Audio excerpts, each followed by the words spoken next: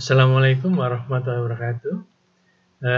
Kali ini saya akan menerangkan masalah pemrograman dinamik atau dynamic programming atau sering juga disebut dengan multitahap. Mengapa disebut dengan dynamic programming? Sebenarnya mulanya muncul dari persoalan ini adalah ketika persoalannya itu dapat dipecah atau dibuat beberapa tahapan dan dia bergantung dengan waktu. Jadi waktu yang menentukan. Jadi tidak mungkin waktu katakanlah hari ini hari Ahad gitu, kemudian nanti Senin, Selasa, Rabu itu dimulai dari Senin kemudian ke Ahad kemudian ke Rabu, itu nggak mungkin. Tetapi dengan berjalannya waktu ternyata ada beberapa persoalan yang dia tidak bergantung dengan waktu, tetapi dia bisa diselesaikan dengan dynamic programming, sehingga akhirnya dikenal sebagai persoalan multi tahap, yaitu persoalan yang bisa dipecah menjadi beberapa tahap, yang setiap tahapnya dia punya keputusan, maka kita bisa menggunakan dynamic programming sebagai modelnya, dan kita akan selesaikan dengan pola yang ada di persoalan dynamic programming. Oke. Nanti ilustrasinya yang paling mudah menggambarkan masalah ini adalah rute terpendek. Nah, nanti kita lihat persoalannya. Tapi sebelum kesana kita lihat dynamic programming adalah teknik matematis yang sering digunakan untuk pembuatan serangkaian keputusan yang saling berkaitan. Jadi ada beberapa keputusan, yaitu rangkaian keputusan, itu tadi multitahap yang saling berkaitan antara tahap satu dengan tahap berikutnya. Tetapi kaitan ini bisa kita rubah. Kalau ketika dia bergantung dengan waktu, pasti ya tetap tidak akan pernah berubah. Tapi ketika dia multitahap tapi tidak bergantung dengan waktu, maka dia nggak ada masalah. Kita ubah-ubah tahap satunya, tahap 2-nya, dan tahap 3-nya kita ubah-ubah, nggak ada masalah. Untuk memudahkan ilustrasi, nanti bisa di slide berikutnya berkaitan dengan ketika persoalannya adalah tidak bergantung dengan waktu. Yaitu kalau salah satu contohnya ketika kita punya dana, kemudian ada katakanlah peluang untuk kita lakukan saham, pembelian saham atau keikutsertaan kita dalam usaha. Dan ada 3 usaha, maka usaha 1 bisa menjadi tahap 1, usaha 2 itu tahap 2, usaha 3 itu tahap yang ketiga. Nah, ini bisa akan kita ganti tahapnya, bisa. Maksudnya tahap 2, usaha 2 bisa menjadi tahap pertama, usaha 1 menjadi tahap kedua, usaha 3 menjadi tahap ketiga. Itu nggak ada masalah karena dia tidak bergantung dengan waktu. Oke. Tapi memang tetap ada rangkaian dan saling berkaitan. Dynamic programming itu menyediakan prosedur matematis untuk menentukan kombinasi dari keputusan-keputusan yang memberikan nilai optimal terhadap keseluruhan masalah yang dihadapi. Jadi nanti prosedurnya matematis, dan ini ada banyak keputusan, dan di setiap tahap ada keputusan, dan nanti ada beberapa kombinasi yang mungkin yang nanti akan dipilih. Dengan menggunakan prosedur di dynamic programming, maka dia akan dipilih dan didapatkan solusi yang optimal dalam hal ini. Oke, tetapi ini persoalannya yang dihadapi oleh dynamic programming adalah bahwa dynamic programming tidak punya formulasi matematik baku, artinya tidak ada bentuk standarnya. Ada yang seperti kita gunakan turunan, ada yang tidak ada turunannya sama sekali, nanti kita pakai informasi tidak ada turunan, cuma informasi perhitungan biasa. Ada yang ada polanya, ada yang tidak berpola, tetapi dengan yang seperti tadi, dengan perhitungan turunan misalkan, atau rumus iteratif yang lainnya. Jadi memang metode standar, bentuk standarnya tidak ada. Nah, karena itu dynamic programming adalah suatu tipe pendekatan umum dari penyelesaian masalah Dan persamaan-persamaan khusus yang digunakan harus dibuat dan dikembangkan agar sesuai dengan masalah yang dihadapi. Nah, perhatikan bahwa di sini persamaan-persamaan khusus digunakan dan harus dibuat dan dikembangkan agar sesuai dengan masalah yang dihadapi. Jadi masalah A bisa saja menggunakan metode B atau proses B, tapi masalah C belum tentu bisa digunakan metode B atau proses B tadi. Jadi khas untuk suatu persoalan. Tapi bisa saja masalah E itu dengan proses seperti B bisa terjadi juga. Ini contohnya yang paling mudah untuk memberikan ilustrasi mengenai dynamic programming adalah masalah perjalanan kereta. Jadi ini diceritakan seorang pencari keberuntungan dari Missouri di Amerika sana akan pergi ke barat untuk bergabung dengan pencari emas di California.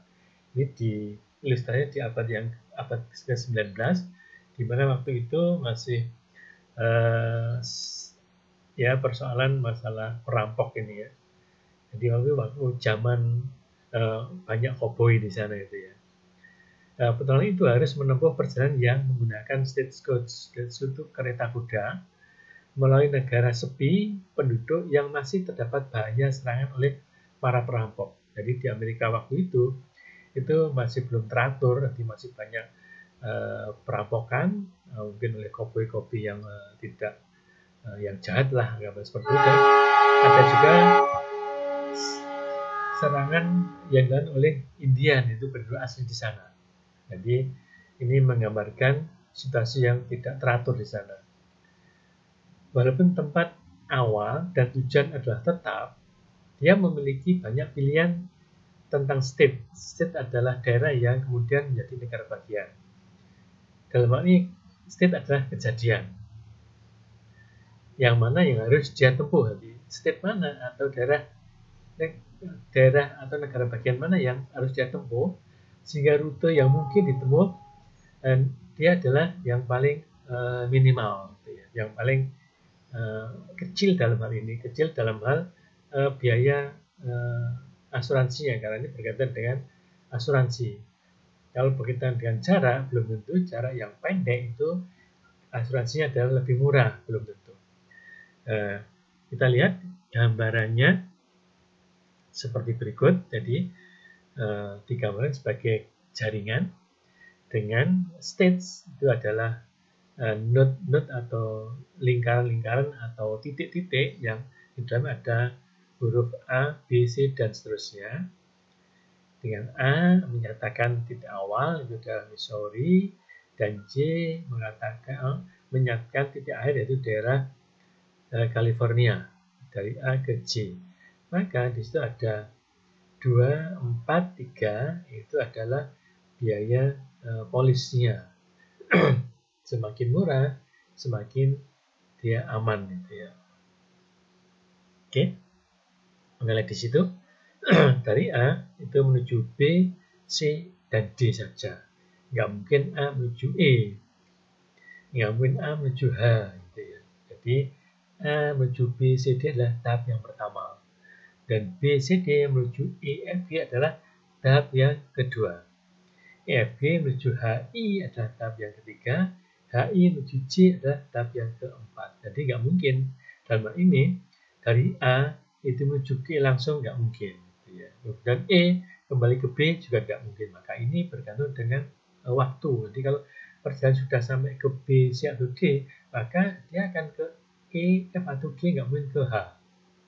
Atau kalau dia sudah ke H atau I, nggak mungkin dia balik ke B. Jadi bergantung dengan waktu. Gambarannya seperti itu. Dan ini independen, tiap tahapnya dengan tahap lain ini independen. Artinya ketika tahap A memutuskan lewat B, belum tentu ketika tahap pertama ya, tahap kedua itu dia akan pilih B, belum tentu. Dia bisa saja dia pilih yang C, itu yang paling kecil, dan seterusnya. Setiap keadaan atau stage atau tadi adalah daerah atau sekarang negara bagian digabungkan sebagai lingkaran berhuruf.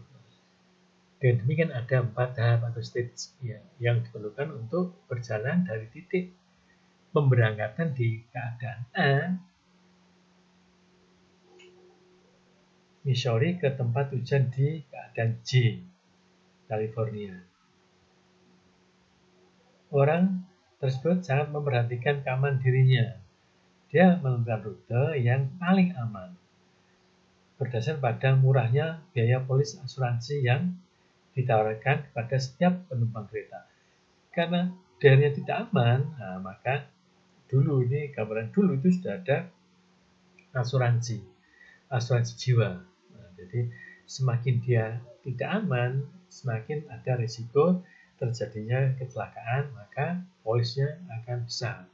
Semakin aman, jadi semakin jarang atau kecil peluangnya untuk terjadinya kecelakaan atau tadi perampokan tadi, maka dia semakin kecil biaya polisnya gitu ya. Nah, ini gambarannya. Jadi rute paling aman adalah rute yang total polis asuransinya paling murah. Biaya polis standar pada perjalanan kereta dari keadaan I ke keadaan J dinotasikan dengan CIJ. Nah, yang tadi itu 2, 3, dan 4 tadi itu adalah CIJ atau biaya polisnya. Nah, tunjukkan pada tabel berikut. Nanti akan kita buat tabelnya untuk memudahkan. Nah, persoalannya adalah rute mana yang meminimalkan biaya total polis asuransi. Ini bukan jarak minimal, tapi minimal biaya polis asuransinya yang bermakna murah, bermakna paling aman. Perjalanan yang paling aman dari titik awal ke titik akhir dari Missouri ke California. Oke, ini ada datanya dari A ke B C D, itu polisnya itu 243, saja bisa $3 gitu ya. Terus kemudian dari itu bisa dianggap sebagai tahap 1, dan tahap kedua adalah B C D ke E F G. Ada beberapa nilai, kemudian E F G menuju ke H I, kemudian H I menuju ke J. Oke, ini adalah tabel-tabel berkaitan dengan biaya di setiap tahapnya. Oke. Nah, sebelum kita selesaikan, kita akan menjelaskan masalah karakteristik dari dynamic programming. Yang pertama ini, permasalahan dapat dipecahkan atau dibagi dalam tahap-tahap dengan suatu keputusan kebijakan prosedurnya diperlukan di setiap tahap. Artinya apa? Di setiap tahap akan atau harus dibuat keputusan. Jadi dia buat decision di sana, keputusan setiap tahapnya. Sehingga nanti ada keputusan dan keputusan. Oke, setelah punya sejumlah stage yang tadi, yang itu node tadi yang bersesuaian. Jadi ada A tadi ke BCD, tadi node yang bersesuaian, ada BCD ke EFG dan seterusnya. Maka nanti di setiap node menuju node yang lain ada biaya asuransinya. Yang ketiga, pengaruh dari keputusan tadi di setiap tahap adalah mengubah dari keadaan atau kejadian tadi sekarang menjadi keadaan yang berkaitan dengan tahap berikutnya. Maksudnya tadi seperti ini. Misalnya saja kita tahapnya maju misalkan, maka A tadi ke B, C, D. Maka keputusannya adalah keputusan B itu yang paling murah, B, maka nanti dia adalah sebagai informasi untuk tahap berikutnya. Jadi dengan keputusan tadi bahwa A menuju ke B, nah itu adalah dari keadaan A menuju ke keadaan B dengan adanya keputusan bahwa akan dipilih A ke B, itu maksudnya. Dan yang keempat, proses penyelesaian dirancang untuk menemukan suatu kebijakan optimal atau keputusan yang optimal untuk seluruh permasalahan, artinya seluruh tahap, atau artinya sampai tahap terakhir, yaitu pengambilan keputusan optimal pada setiap tahap untuk setiap kemungkinan keadaan atau state. Jadi setiap state dia punya keputusan yang optimal. Misal tadi dari A ke B, maka dia punya keputusan optimal A ke B. Dan berikutnya dari B, kan ada B, C, D, ada E, F, G, maka dari B dia kemana ada yang optimal. Nanti juga dari C, dia juga punya yang optimal. Walaupun tadi ketika K ke tahap pertama, dia nggak diputuskan optimalnya, tapi kita tetap mencari dari C mana yang optimal. Dan dari D juga mana yang optimal ke E, F, atau G. Jadi setiap tahap di setiap state-nya dia punya optimalnya. Oke. Karena apa? Karena di tahap sebelumnya itu dia memberi informasi saja untuk tahap selanjutnya, bukan dia harus dipilih, tidak. Artinya tahap 1 paling cepat atau paling murah adalah A ke B, maka tahap 2 harus juga AB ini yang dipilih, enggak.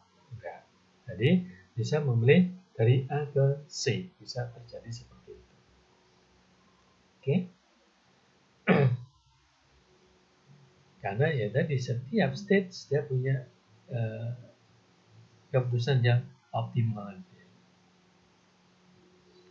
Dan kelima, bila diketahui keadaan sekarang, polusi optimal untuk tahap tersisa adalah bebas terhadap polusi yang dipilih dalam tahap-tahap sebelumnya. Jadi ini Anda lihat di situ. Jadi kalau saya di tahap yang ketiga, maka tahap ketiga yang optimal di tahap ketiga itu dia tidak bergantung pada optimal yang ada di tahap yang kedua. Harus milih optimal di tahap kedua itu, maka dia menjadi pilihan untuk tahap ketiga, enggak. Jadi dia tidak bergantung dengan informasi yang bergantung dengan tahap keputusan optimal di tahap sebelumnya. Tetapi di tahap sebelumnya adalah memberi informasi untuk mengambil keputusan di tahap selanjutnya, bukan menentukan, tapi sebagai informasi. Oke. Nah, dalam hal ini ketika nanti gambarannya kita pakai stage code tadi, nah, yang 6 ini, proses penyelesaian dimulai dengan menemukan solusi optimal untuk tahap terakhir. Nah, untuk masalah yang tadi, stage code tadi, perjalanan seorang petualang tadi, maka yang paling mudah itu dengan menggunakan, Anda lihat di situ adalah metodenya adalah ke belakang, backward. Dia dari depan, yaitu di tahap akhir, yaitu ke J, dia akan mundur ke belakang sampai ke titik A. Kemudian dia baru akan menurun balik untuk menentukan mana yang optimal. Jadi ini adalah backward, mundur. Tapi kita bisa juga forward, kita maju. Tidak ada masalah.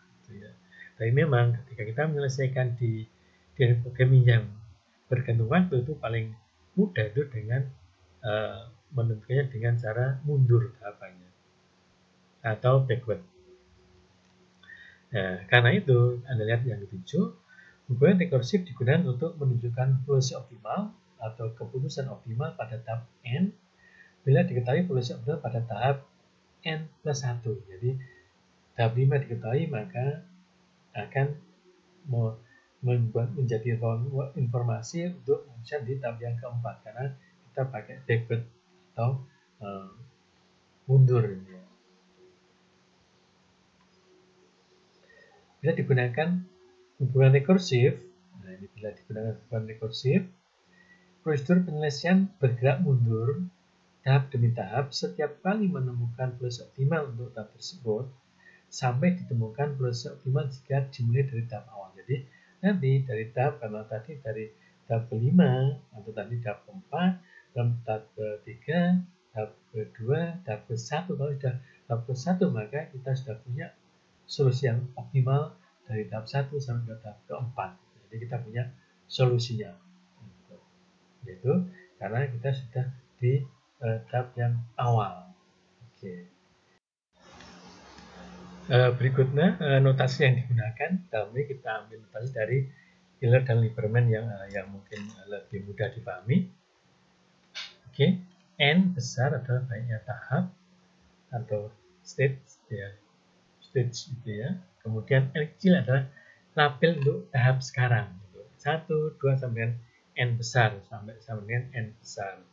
Dan Sn adalah keadaan sekarang untuk tahap N. Sn keadaan sekarang untuk tahap N. Oke. Dan ada Xn adalah variabel keputusan untuk tahap ke N. Jadi ini variabel yang nanti kita cari optimalnya, variabelnya mana yang dia adalah solusi untuk keputusan optimalnya. Dan ada Xn asterisk, ini nilai optimal dari Xn jika diketahui Sn itu stage-nya adalah N. Jadi keadaannya adalah N. Keadaannya. Kemudian kita punya Fn, S, Xn adalah kontribusi tahap N besar itu sama dengan N besar. Maksudnya ini kan tahapnya tahap mundur, sehingga dari N sampai ke depan sana. Jadi dari N besar itu sama dengan N besar.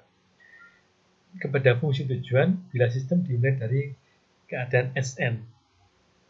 Mana lihat Fn, S, Xn, berarti dia adalah Sn. Keputusan sekarang adalah Xn, nanti keputusan adalah Xn, karena ini adalah variabel keputusan.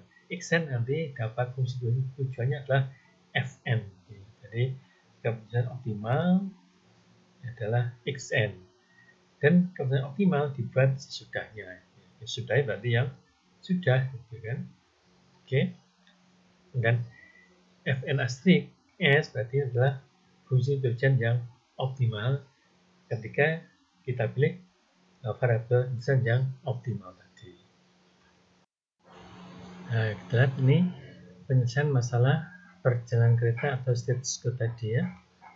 Nah, kita desain dengan backward prosedur atau prosedur mundur. Jadi dari tahap akhir kita menuju ke tahap yang pertama. Yaitu tadi ada 4 tahap, berarti kita mulai dari tahap yang keempat. Nah, kita perhatikan notasinya. Xn adalah tujuan sekarang pada tahap ke N atau tahap keempat. Tahap keempat itu tujuan adalah Xn, N bisa 1, 2, 3, 4, tapi kalau tahap kita berarti Xn adalah tahap yang keempat. Oke, stage-nya itu ya, state. Oke, dan kita punya Fn, S, Xn.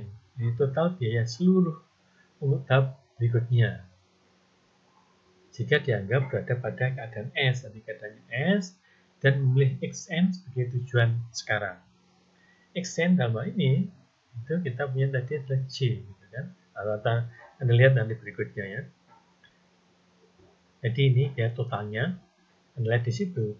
Ketika bilang Xn maka dia tahap berikutnya itu N besar itu sama dengan N sampai sama dengan N. Jadi kalau tadi kata 4 berarti ada 5, 6, 7 dan seterusnya. Tapi kalau ini di akhir dari tahap maka yang setelahnya kan nggak ada, ya 5, 6 kan nggak ada, maka dia adalah 4 saja.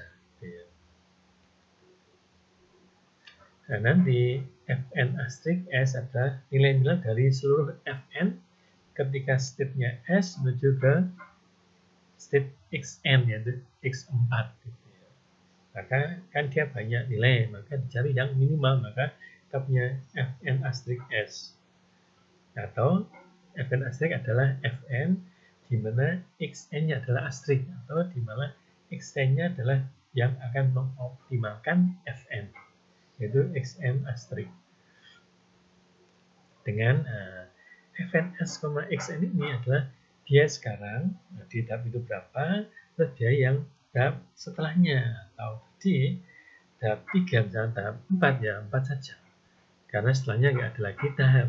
Kalau tahap 3 berarti biaya di tahap 3 tidak dengan biaya yang di tahap 4-nya.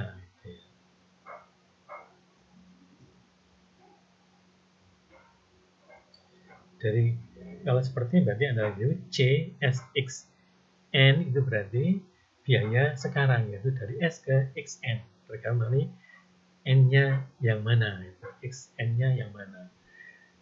Plus nanti F, N plus 1, yaitu sebelumnya setelah yang tadi, asterisk Xn, Fn plus 1 optimal untuk Xn-nya.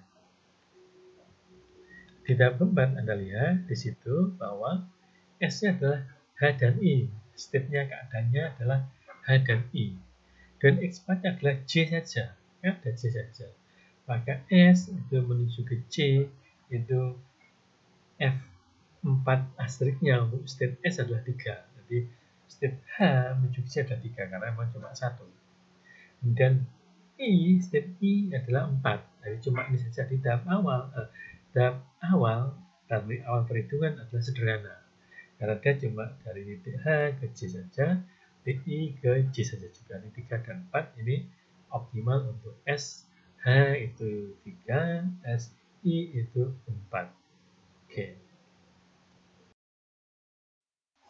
Nah, sekarang untuk tahap yang ketiga, tahap berikutnya.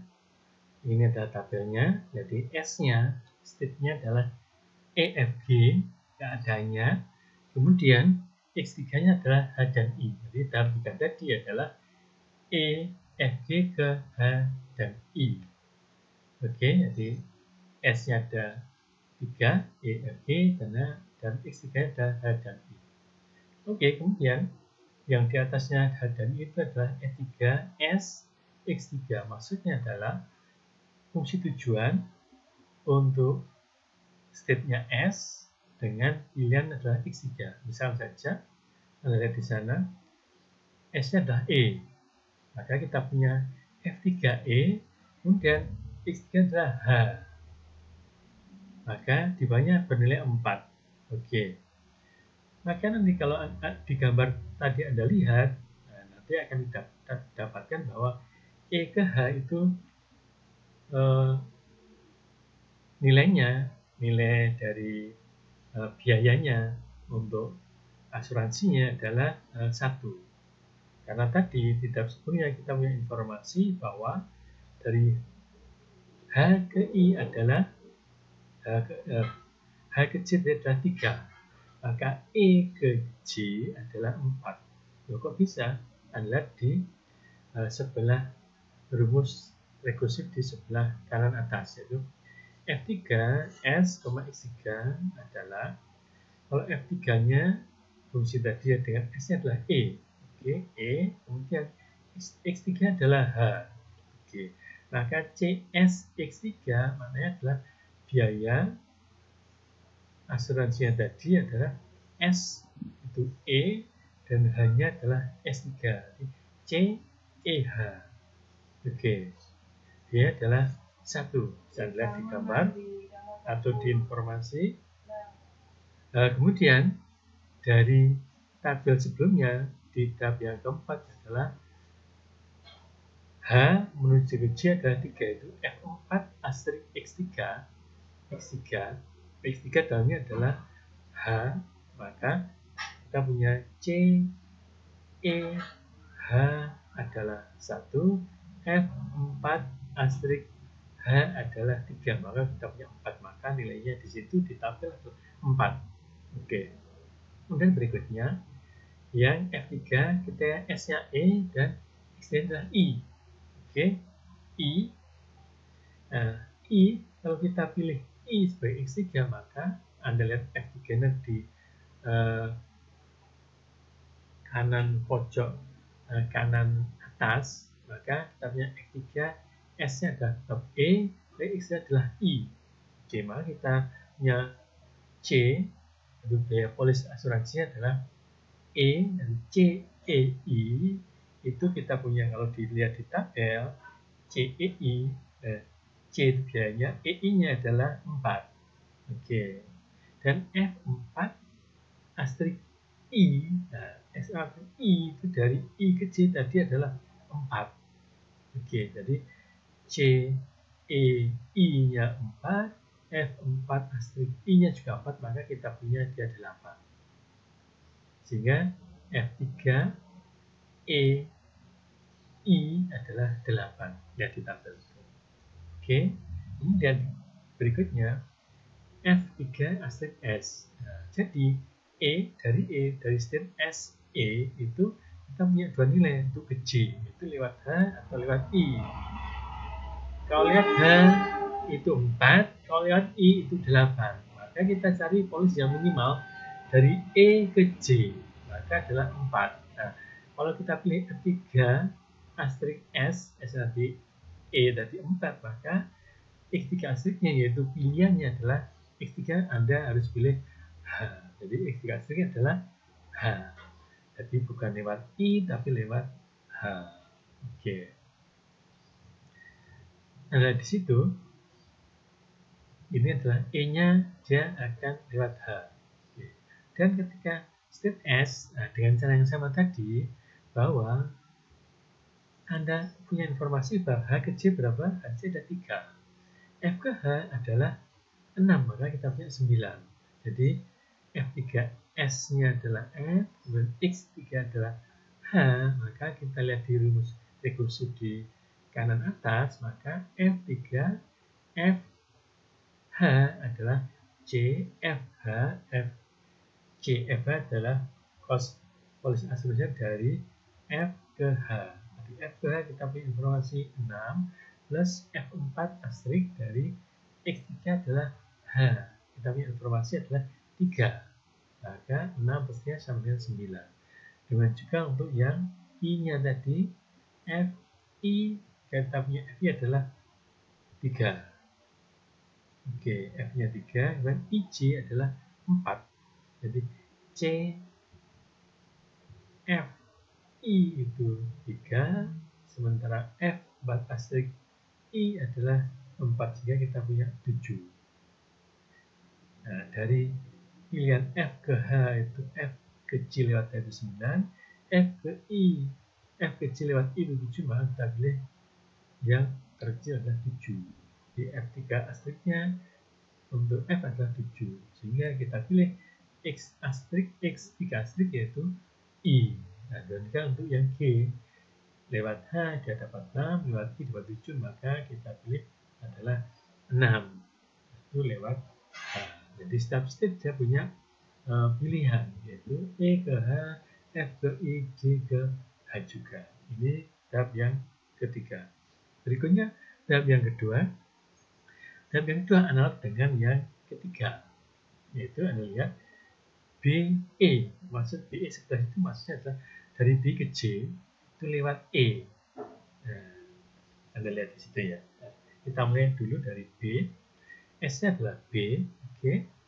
Kemudian kita ke F2B dengan X2-nya kita pilih E. Oke, kita pilih E. Maka kita lihat di rumus di tengah kanan atas lah ya, atas bagian tengah. Jadi di pojoknya tabel tahap yang kedua, F2 S-nya adalah B, X2-nya adalah E, maka C-nya adalah cos dari S-nya B, jadi C B E. Nah, kalau Anda lihat di tabel C B E, biaya asuransinya adalah 7. Jadi C B E ada 7 dan ditambah dengan F3 E. Nah, Anda F3 asterik E adalah di tabel sebelumnya. E adalah 4, jadi lihat dah, maka dia ada 4. Jadi 7 ditambah 4 sama dengan 11. Maka di tabel kedua BE adalah 11. Gitu. Dengan juga untuk yang F, B ke F, kalau dilihat di tabel, maka Anda punya 4 B ke F-nya itu. B ke F-nya 4, maka rumus yang kita pakai tadi, F2S-nya adalah B, X2-nya adalah F, maka kita punya CBF, yaitu cos B ke F adalah 4, dan F3 asterik untuk B, untuk F adalah 7. Jadi 4 ditambah 7 sama dengan 11. Jadi kalau dari B ke C lewat F, maka dia lewat I. Yang tadi nilainya 11. Kalau B ke C lewat E, maka dia lewat H, juga 11. Kalau lewat G, ternyata 12. Dan cara yang sama, maka pasti dari 3 informasi dipilih yang terdekat adalah dia ke B ke C, itu nilainya adalah 11, dengan X2 dipilih adalah E atau F. Jadi ada alternatif, bisa E, bisa F. Yang C juga demikian, dengan cara yang sama, maka C ke C lewat E itu 7, C ke C lewat F itu 9, C ke C lewat G itu 10. Yang terkecil adalah 7, maka C ke C lewat E. Yang D ke C itu lewat F itu 8, lewat E itu 8, lewat F itu 8, lewat G itu 11.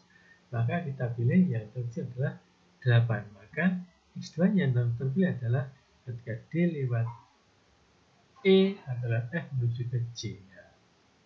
Kita punya tahap yang kedua, tapi seperti itu. Ini tahap yang pertama, oke, S-nya cuma A saja, state-nya. Dia X1, dia bisa B, C, atau D.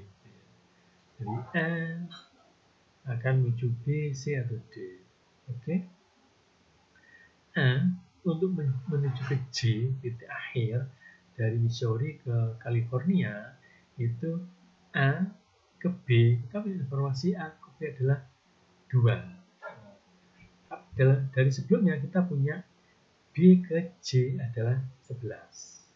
Maka F1, Anda lihat di rumus di kanan atas, F1 S-nya adalah A, X1-nya adalah B, maka sama dengan C, biaya polis asuransinya adalah C, S-nya adalah A, dan X1 adalah B. Jadi C dari A ke B, A ke B adalah 2.